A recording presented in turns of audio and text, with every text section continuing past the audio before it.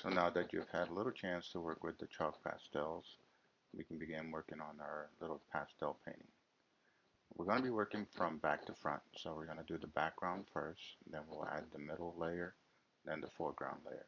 So for the sky, I used sky blue for the main section of it, and for the clouds, I mixed up a little bit of gray and a little bit of white, and then I'm carefully blending them together to create more of an atmosphere. Take your time because you want to get the entire sky done before you begin working on the second layer, which for us will be the mountains.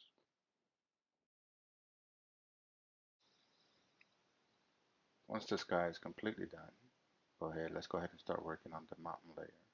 So using the edge of the charcoal or the pastel, I began by doing a basic outline of where I want the mountains to be.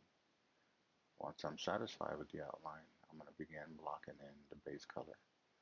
For this particular mountains, I want to use brown near the base, but then I'm going to switch to gray near the top where the snow is going to be, um, and then I will blend them together.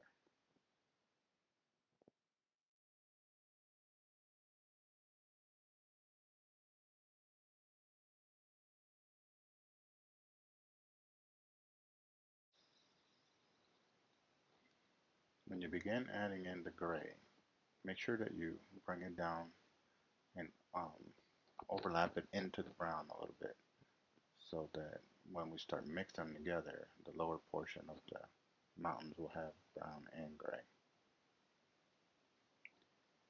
When you use your fingers, you want to follow the contours of the mountain. So on the left side, you want to angle it to the left, and on the right side, you want to angle it to the right.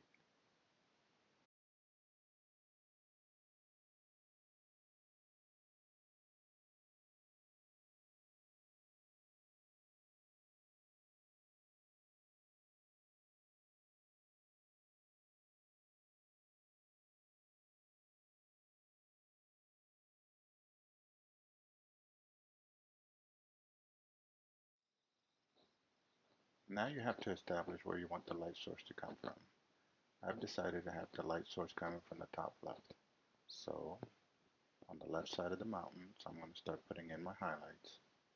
And on the right side of the mountains, I'm going to start putting in the shadows. For the highlights, I'm using white, and I'm letting it mix with the gray and the brown. And for the shadow side, I will actually be using purple and letting it mix with the brown.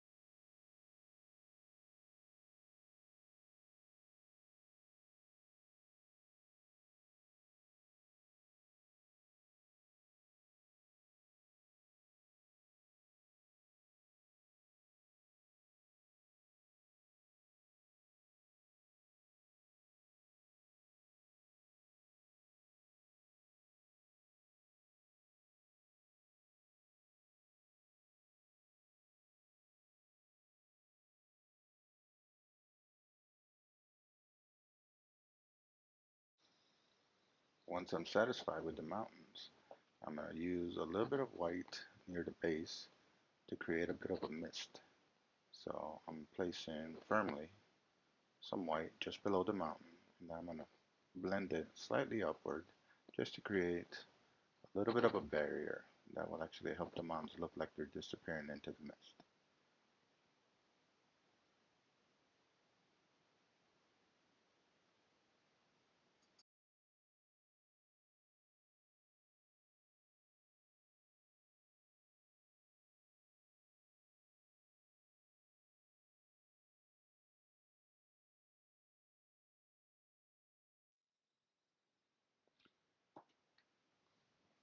Once the mountains are done, we are ready to begin working on our foreground. So the first thing that I want to do is I want to establish the ground. So I'm mixing some brown with green, light green, and a little bit of blue to essentially create what the land is going to look like prior to adding the trees in the foreground.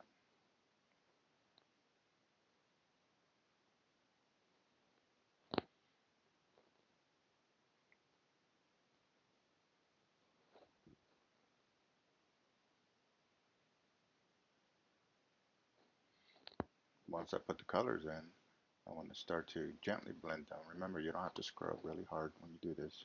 Just start tapping them and blending them a little bit, just to create the illusion of the land.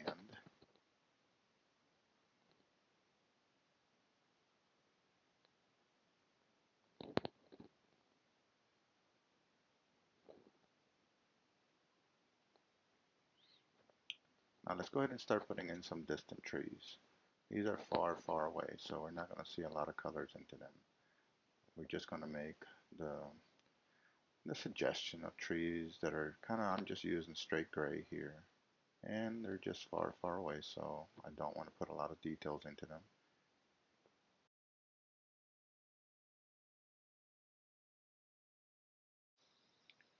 Once you have enough trees in the background, leave the tops of the trees alone, but you want to tap the bottom or the base of the trees just a little bit, just to get them to fade into the land.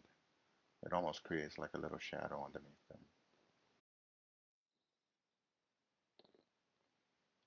Now we're ready to move into the rolling hills. So the hills that are on the right side are going to be facing the sun, so those are going to be a little bit brighter. So I'm using the light green mostly, and I'm going to add a little bit of yellow near the tops to create a little bit of a highlight. And just tap the two colors together to keep them nice and soft.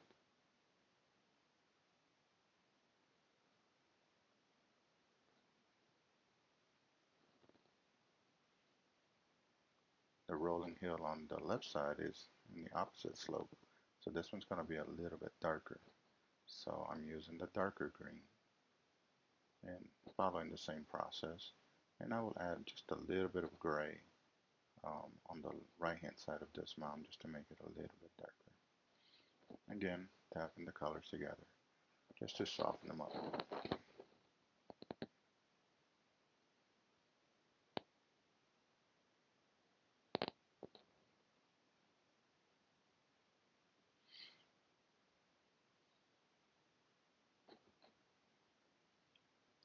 For the path, I'm just going to let some of that dirt show through. So I'm going in there with a little bit more brown just to strengthen it a little bit.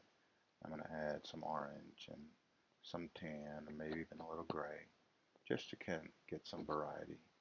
And I want this part of it to look kind of rough. So I'm not going to do a tremendous amount of blending here. I'm just going to essentially do the blending with the pastels themselves rather than my fingers.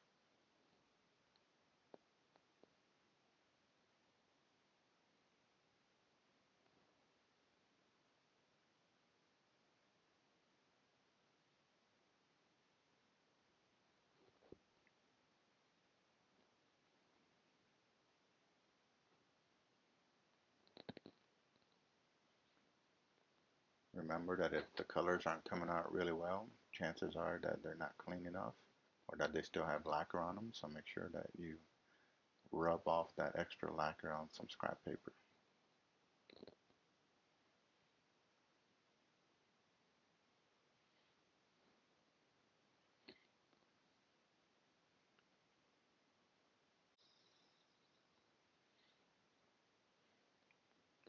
So now we're ready to put in our trees in the foreground. And these trees are close to us, so they're going to look nice and big. And they're going to be overlapping the background, which is why it's important to make sure that all of your background and middle ground is completely done first. Because the item is closer to you, you're going to see a lot more detail than the trees in the distance. So I'm putting in the base color for the trees, but I'm also going to be putting in highlights and shadows. And I'm going to see a lot more of the branches as well.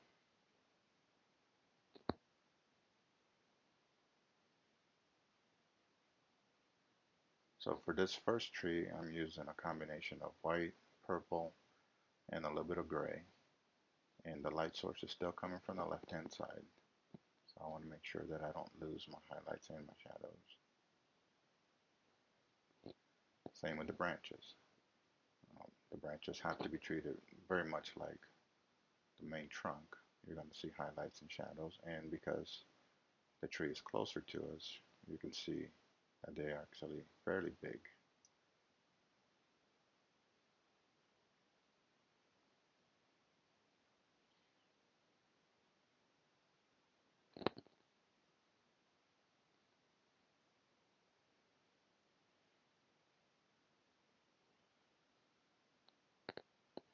So you can see now that we're working in the foreground, I'm not doing a tremendous amount of blending with my fingers.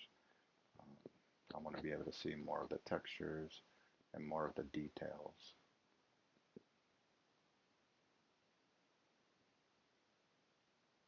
So I'm adding a second tree, and I decided to change it up a little bit.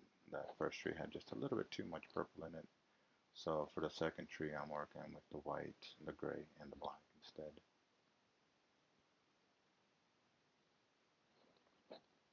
Tapping the edges just a little bit to make it softer. Then adding my branches. Notice the branches go right on top of the background. So you can see the background in between the branches. Much easier to do it this way than it would be to start with the trees and then try to fill in the background. Cast shadows, remember, are always going to be opposite of the light source.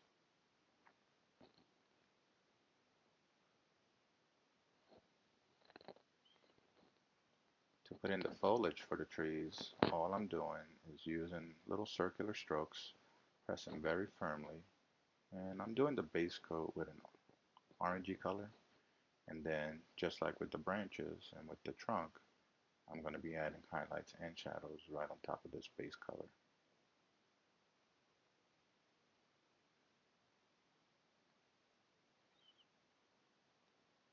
For the highlight, I'm using bright yellow, and for the shadow side, I'm going to be using a muted red.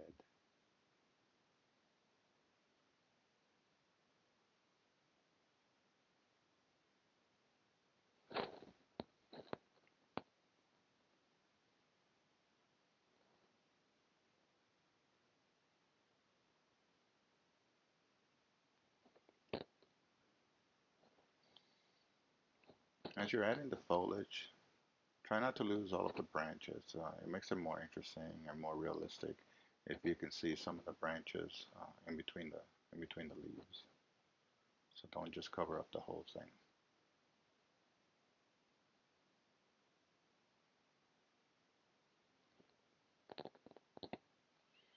On the right side, I'm only going to put in one tree, but I'm going to make it much bigger, like twice as wide, and that'll create a balance between the small trees on the left and the large tree on the right.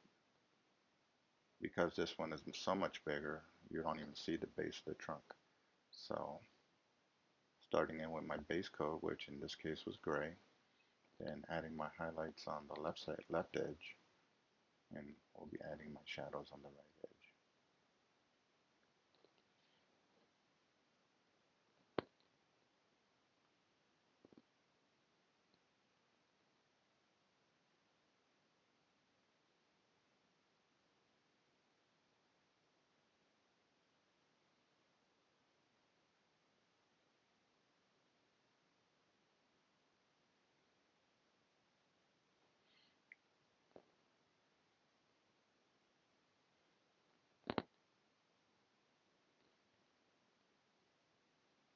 Here I'm using a piece of paper to protect the drawing while I'm working, and because this tree is bigger than the other two trees, the branches also have to be bigger.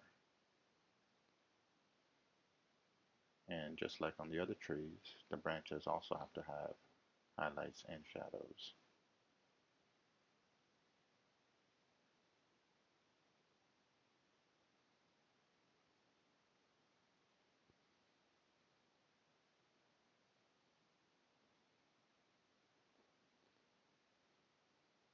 And that's pretty much how this whole painting was done.